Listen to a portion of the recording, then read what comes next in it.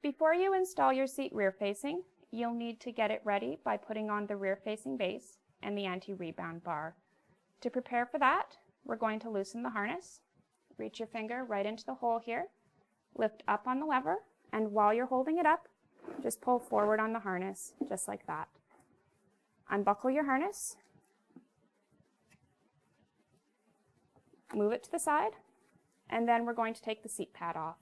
To take the seat pad off, there are tabs right at the bottom of the seat pad. You can see them right here, and we're just going to lift it right off and pull the crotch buckle through. While you have it here, pull your small black handle, and we're going to shift it so that it's in the recline position. We're also going to remove our lower connectors and just push the red button and just put them into the center of the seat. Now that you have that set up, we're going to rotate the seat right onto its back.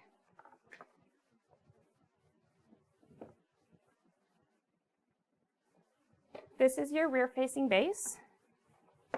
You want to just line up the tabs with the holes in the bottom, and then just slide it up and it'll lock into place. Once you have the base on, then we're going to put the anti-rebound bar on. To insert the anti-rebound bar, line up each end of the anti-rebound bar with the hole on the bottom of the seat and press it up into the seat. Push it until the top of the anti-rebound bar is all the way up. Then hold the anti-rebound bar in position. While holding the anti-rebound bar up, insert the first locking pin into the top of the anti-rebound bar by passing it through the hole in the shell, across the top of the anti-rebound bar, and out the other side.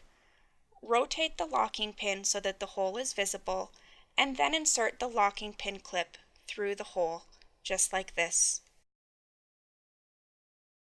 Repeat the same thing on the other side.